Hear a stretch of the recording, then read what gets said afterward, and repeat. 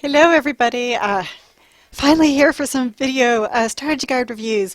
Rise of the Tomb Raider. I finished this game a long time ago, back when I had to do this rush with game reviews like Assassin's Creed Syndicate and then this one, and I know there's another one mixed in there. Oh, Halo 5. So yes, so I am a little slacked on getting this. And the cool thing about finishing the game ahead of time is that I knew exactly what I wanted the strategy guide to entail. And the thing I'm really excited about is that it has actually done everything that I wanted. And the best part is that when I played bits of the game again, like because you can go back to your camps, just like the last game, and tried to see some of these techniques. And once again, 100%, it works. Like if you want to get to 100%, which I haven't gotten yet, and I plan to, I can do it now, thanks to this. This is how you'll be able to get to 100%. I can guarantee it. Let me show you exactly why. So this is obviously the collector's edition. It is beautiful, as you can tell. The collector's edition did come with a keychain. Tried to show it in a preview, but my mic and everything got all jacked up, and still trying to work with recording because I'm a technological idiot sometimes. But oh, and check it out. I'm also wearing my ugly Christmas sweater, Zelda themed. Very nice. All right. So let's get in this. Like, this guide itself is very, very beautiful. Great artwork on the inside. And of course, this is set for the Xbox One because the PC version is not out, and the PS4 version will not be out until next year. So the PC, I think, is January. All right. So, it does a pretty good job about, with the primer and everything, but you're not going to need this because the game does an amazing job teaching all of this stuff. But if you do want some more information on some of the Laura's skills and perks, like this is all right here. Oh, something else I can show you right here. See this? Nice. Let me see, get this closer. Okay, so it's a nice little table of contents. So you can easily find in the guide exactly what you need. Okay. And it goes through all the weapons and all the crafting. Like there is some crafting, it's not too ornate, but the guide, if you like, where do I find that magnesium? That this guide will actually show you where you can find all this different crafting stuff. Okay, now the enemies, blah blah blah. I didn't really look into that because, again, like I said, the game does pretty good teaching you how to play. See, there's another beautiful piece of artwork. God, so pretty. Oh, and if you got the collector's edition from the last game, you have this necklace. I would have worn it today, but I'm already wearing green, so yeah. Anyway, okay, so go through, and the guide, like this. This is the walkthrough part. This is going to be the walkthrough. They're not really going to have too much on collectibles in this. The collectibles are all in a different section, but with each area, they have the main objectives, and this is the important thing, the challenges. Because the challenges, you don't always know what they are until you accidentally stumble upon one. Sometimes it's marked in the game that there is a challenge there, but you don't know exactly what it is until you accidentally do something. That's like one frustrating thing about the game and yet a fun thing. But now as for the collectibles, I mean, it'll list them. And it has them on the maps, so you can kind of look for it, which is helpful. But the end game map also has all this stuff too.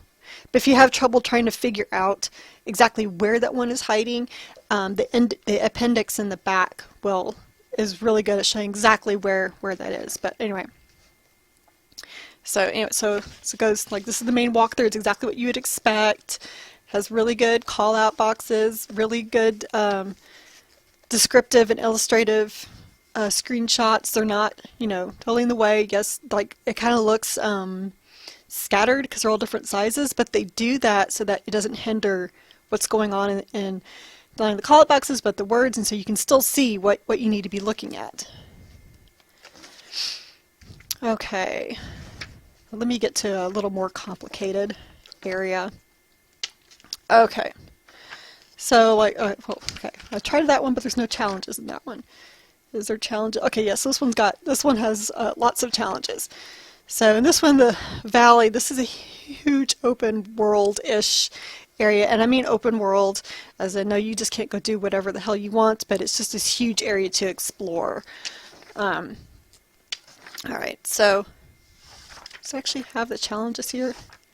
Okay, no, it doesn't. That's right, the challenges are in the back. I'm an idiot. I totally forgot that. But it lists them there so that at least, like, you know here that, so the bullseye, shoot 8 bullseyes with arrows. So you know you're supposed to be kind of looking around for some bullseyes. Or catch 5 chickens, but that one I tried to kick them because I'm a horrible person and I played too much Zelda. Some of them, like, you just go up to things and you see it and you cut it down. It's like, oh, okay.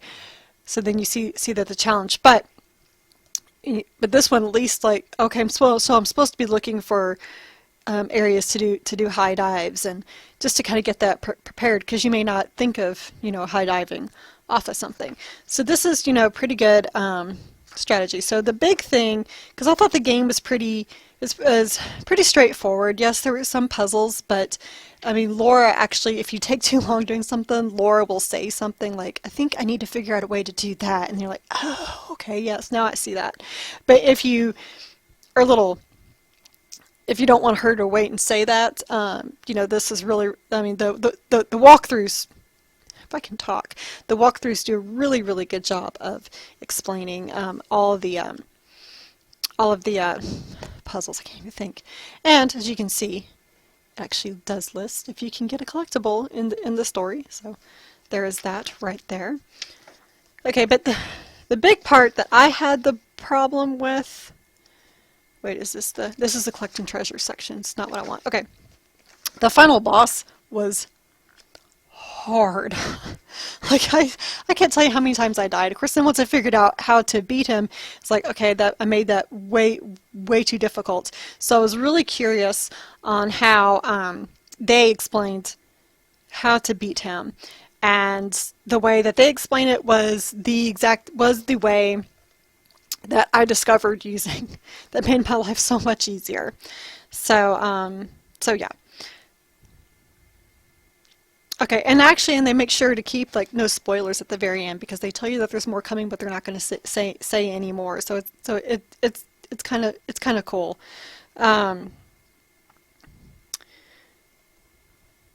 Okay, I did not realize that there are minor differences in how the game changes. Maybe I should have read this earlier. I may have to replay that part if I really want to. I don't know. It was kind of a pain in the ass boss fight. But yeah, so the strategy there is very helpful. Follow that, and you'll probably beat him the first, not second time, not the 7th time that I did when I finally realized something. Of course, one of my times I shouldn't count because the game glitched out and the main boss disappeared. So anyway, all right, but let's get to the really part of the guide, because the walkthrough, like I said, is very straight. I mean, the game is pretty straightforward. So it's the treasures where you will be spending most of your time, and this is pretty much why you will have the guide by your side.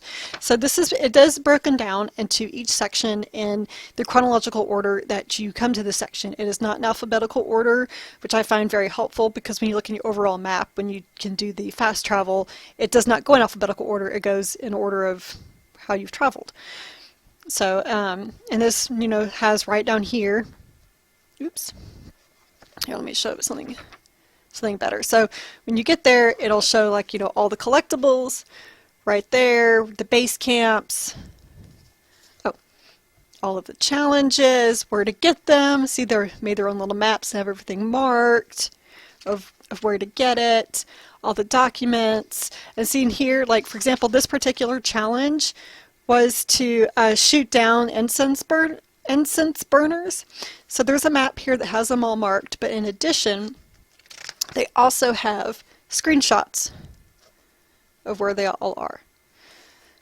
So, I know that whenever I find time to go back and really do some more in that the geothermal valley, I'm going to go find all those bullseyes, because I think I found 5 and there's 8 on my own. But I know with this I can help, because I was able to do a couple of things thanks to this, and that includes the tombs. So that's not a good example of the tomb, but the tombs are all optional.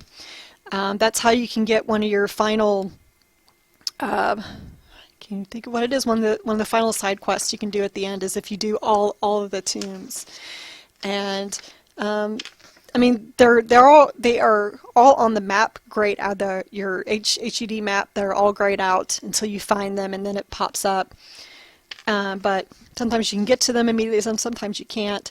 But you know, they're all different challenges, and because I was trying to burn through the game as fast as possible, I didn't go through them. But then with this, I tried some of their strategies because the tombs are generally fast-running platformers that I have a lot of trouble with.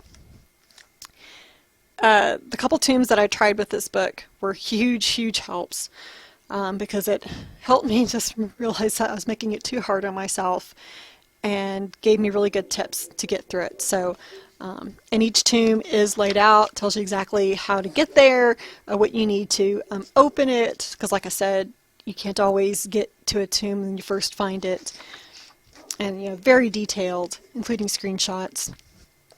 And then of course this one has both of the tombs.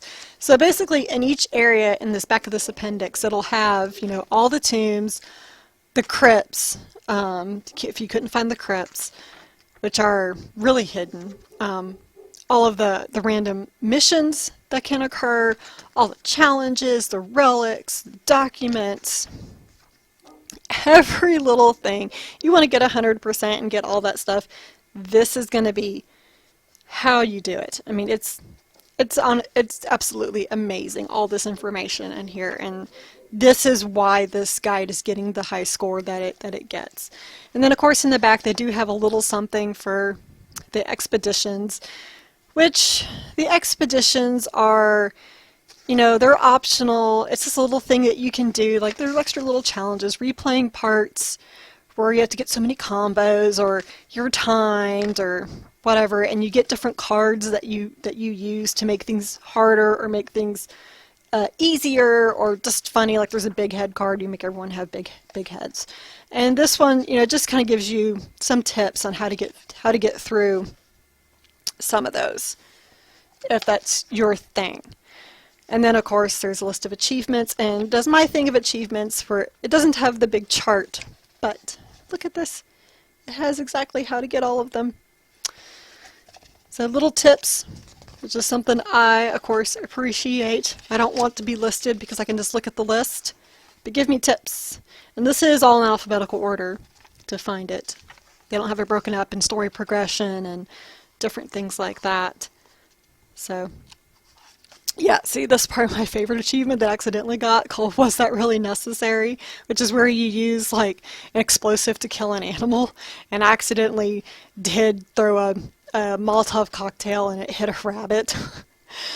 And I was like, oh wait, I didn't mean to throw that. And then I got this achievement. I was like, okay, well that's kind of funny. So the answer is no, it wasn't really necessary. I couldn't even do anything with the rabbit. So, but anyway, so that's pretty much everything that you will find. No, there's no like, you know, art sections or anything like that in the back. But you know, there is a code for the e-guide as well. There's this nice little pretty artwork. So it's like, if I opened up all the way, you could see this nice little ice cavern, because she does spend a lot of time up in those ice caverns. So anyway, that is the Rise of the Tomb Raider Collector's Edition strategy guide. It's fantastic. This, as I've said like repeatedly, if you want to get 100% in the game, this is how you do it. I don't believe that you need it if you just want to burn through the game as fast as possible, but I mean, there's very few strategy guides I could recommend, or games that would need a strategy guide if you wanted just to get through the story. But this is for those who want to get, you know, the 100%, the completionists, or if you just need help like I do, because, you know, the platforming in the tombs is just kind of, you know, mind-boggling. This will do it. This will be perfect.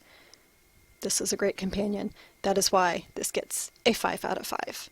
So thank you again, Prima Games. Thank you, Crystal Dynamics, and thank you, look up the author, because I'm a horrible person and I don't remember. Oh, Michael Lummis and Chris Burton. Michael Lummis is a big alum in strategy guides. Excellent guide. I cannot recommend it enough. If you're waiting for this game to come out on PC or PlayStation 4 next year, go on ahead and pick up this guide now before it goes out of print. I don't know if they're going to print it again in time for the new releases. So anyway, that's my video review. Hopefully not the last one for this year, but thank you so much for watching, and enjoy Rise of the Tomb Raider.